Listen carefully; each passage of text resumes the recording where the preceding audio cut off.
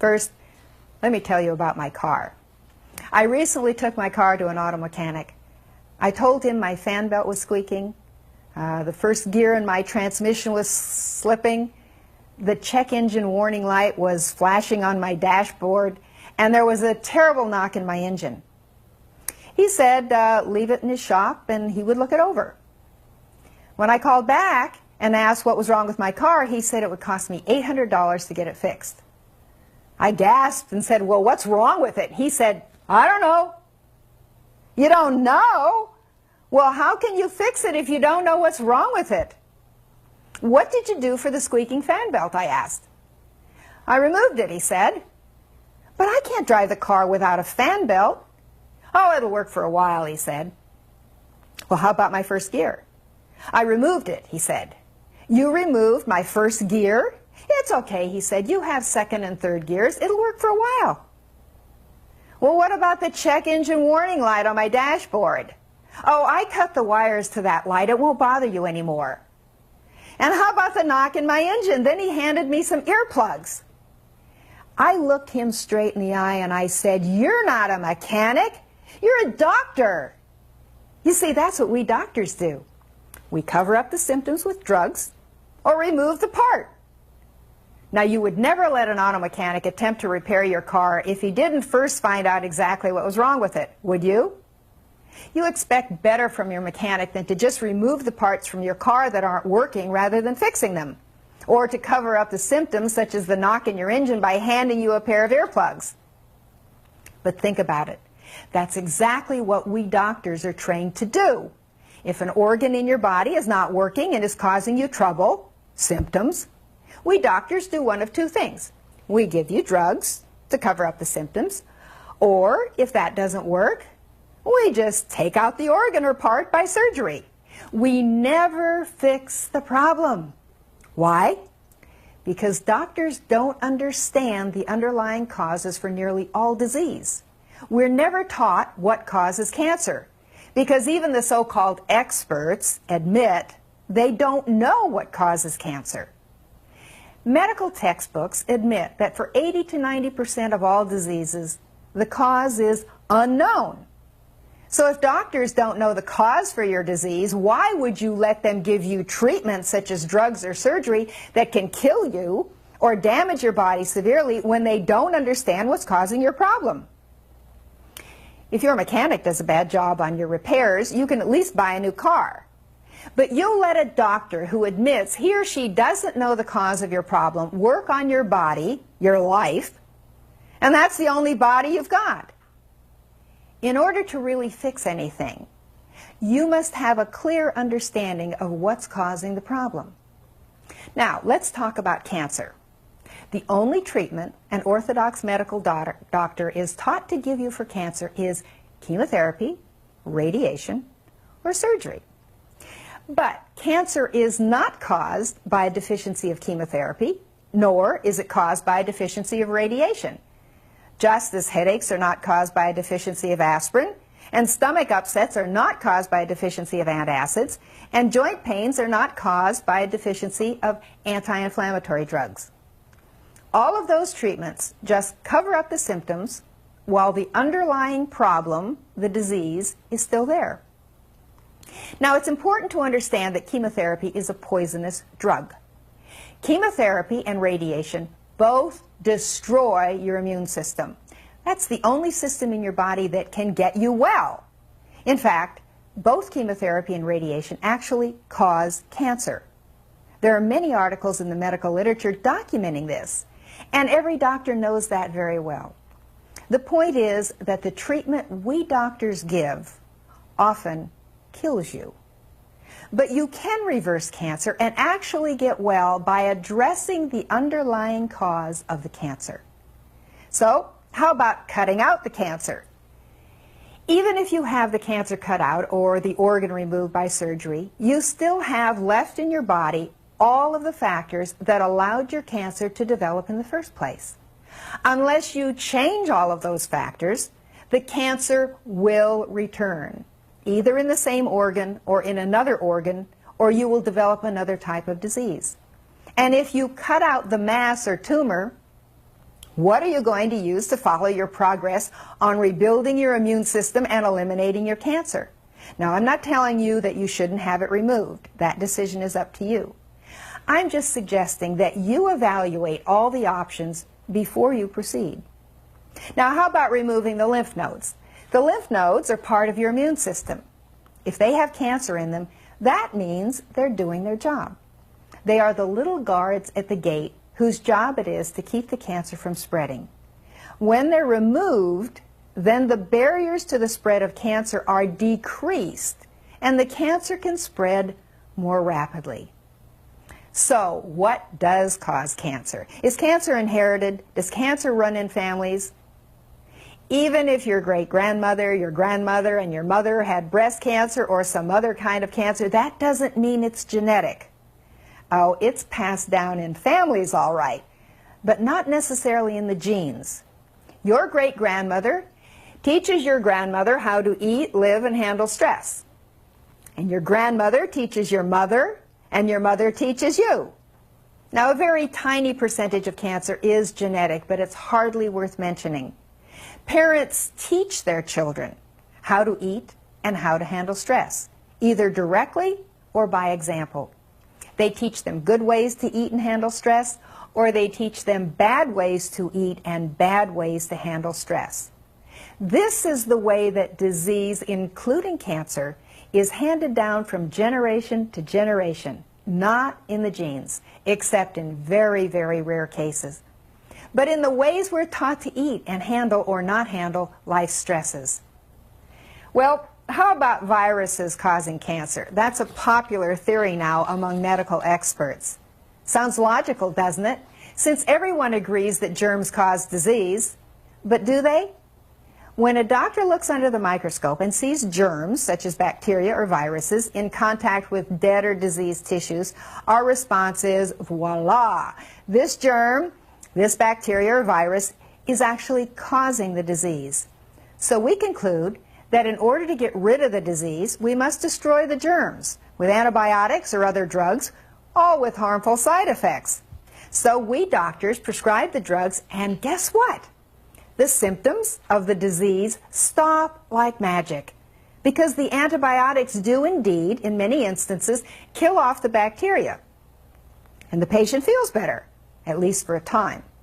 But just because germs, viruses, and bacteria are in contact with dead and dying cells and tissue, and just because the patient feels better when the germs are killed off, doesn't necessarily mean that the germs are actually causing the disease. Let me ask you, if bacteria and viruses and flies and other insects are on a pile of dead and decaying garbage, did the bacteria and the viruses and the flies cause the pile of garbage? No. The scraps of vegetables started decaying because they were separated from their life force, the tree or the ground, when they were picked. The garbage, the decaying matter, attracted the flies and the bacteria and the viruses as the cleanup crew. If you kill off the bacteria and viruses and flies and other insects and animal scavengers whose job in nature is to clean up the garbage, will the garbage go away by itself? Of course not. Over time, the flies and other insects, together with the bacteria and viruses and maybe other animal scavengers, will completely eat up that pile of garbage. Destroying the cleanup crew will only allow the pile of decaying garbage to exist much longer.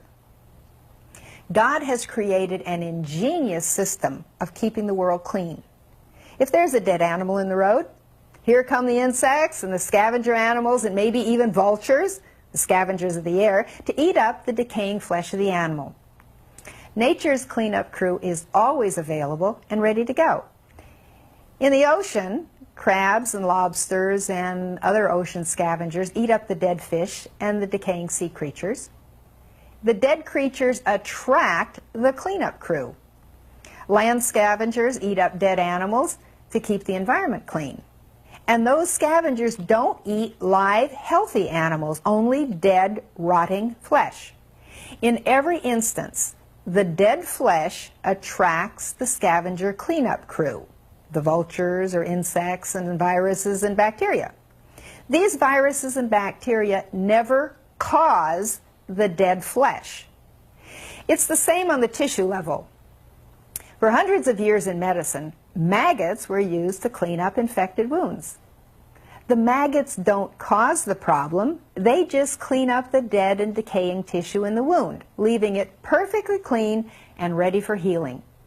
And they never touch healthy tissue. They can tell the precise difference between healthy and unhealthy tissue.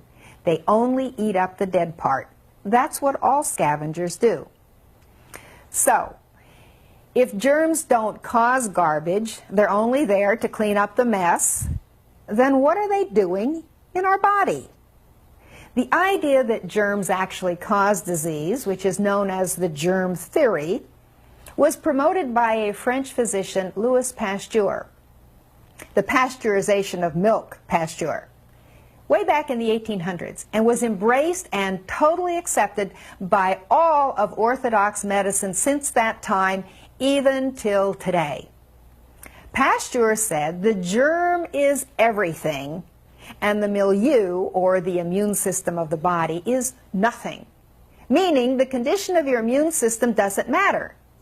It only matters, he said, if you come in contact with the germ, and then you're absolutely destined to get the disease.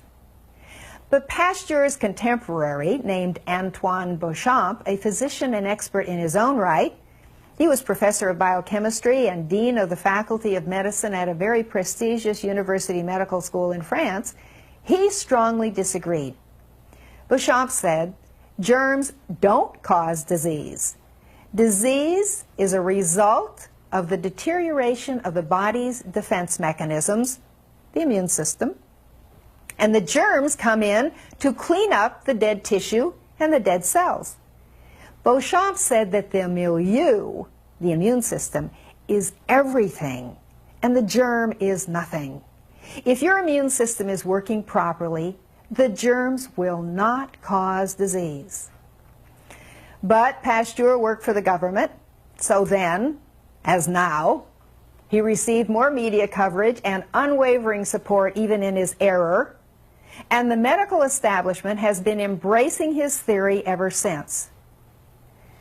But if the theory is wrong, it will never lead to success in finding cures for diseases.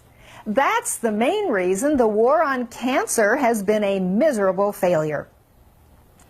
Béchamp had developed in his own laboratory a very powerful microscope. He could see in the blood of healthy people tiny forms much smaller than cells and even smaller than bacteria that he named microzymas. He discovered these tiny bodies are pleomorphic. That means that they can change from one shape or form into another shape or form. These same tiny bodies that can change form depending on the condition of the person's immune system were also documented by an extraordinary scientist inventor named Royal Rife, who about 60 years ago built possibly the world's greatest microscope, a light microscope with magnification and resolution so superior that it was possible to study live bacteria and viruses, something even present-day scientists cannot do. He observed and photographed bacteria that were pleomorphic, just as Béchamp had discovered. They could change their form. A bacteria could actually become a virus or a fungus. The ability of these tiny bodies to turn into bacteria and viruses and fungi was again confirmed by Dr. Virginia Livingston, a physician, a professor at Rutgers University, and an outstanding cancer researcher who for years directed her own cancer clinic in San Diego.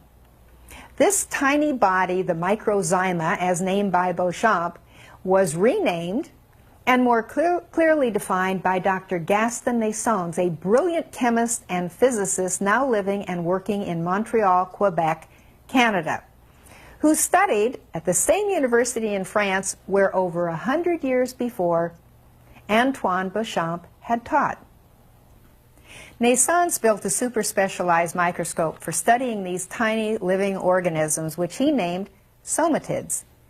Over years of careful microscopic observation and laboratory experimentation, Naissons went on to discover that if and when the immune system of an animal or a human being becomes weakened or destabilized, The normal 3-stage cycle of the somatid goes through 13 additional successive growth stages to make up a total of 16 separate forms, each form evolving into the next.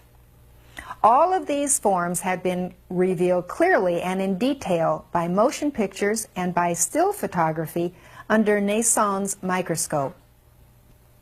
If a person is healthy with a properly functioning immune system, he will have floating free in his blood numerous somatids in their most basic natural form. However, when the immune system becomes suppressed from improper nutrition, lack of sleep, stress, radiation, chemotherapy, or other powerful drugs, or any other assault to the body, the somatids begin a cycle of change into one of 13 different additional forms. The somatids actually become bacteria in rod forms or spore forms, or they may progress into yeast or mycelial forms, a type of fungus.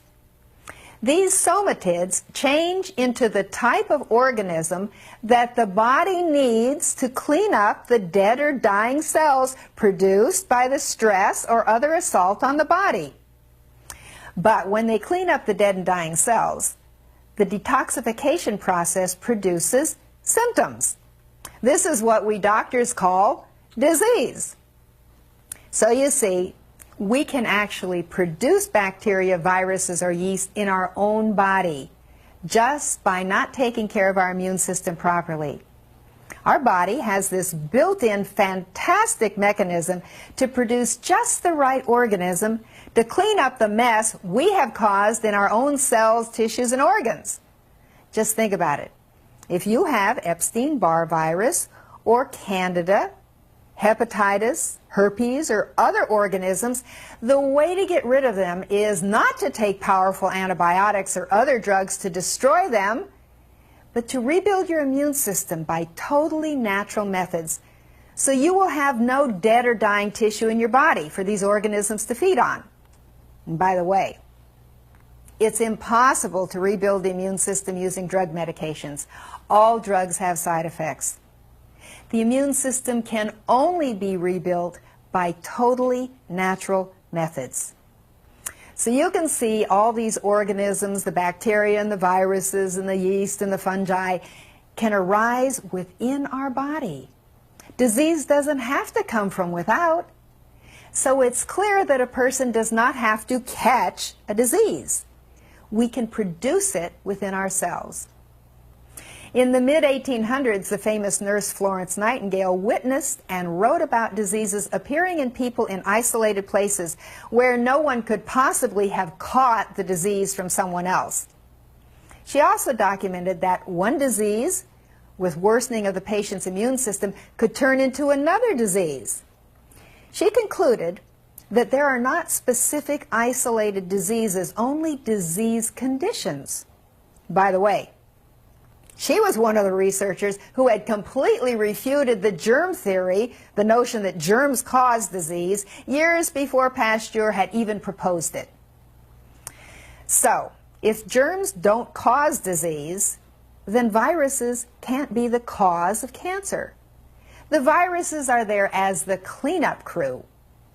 If we kill off all these organisms that are there trying to clean up the mess in our body, we may feel better for a time. But the mass of dead and dying cells and tissue is still there and will progressively, over time, continue to get worse.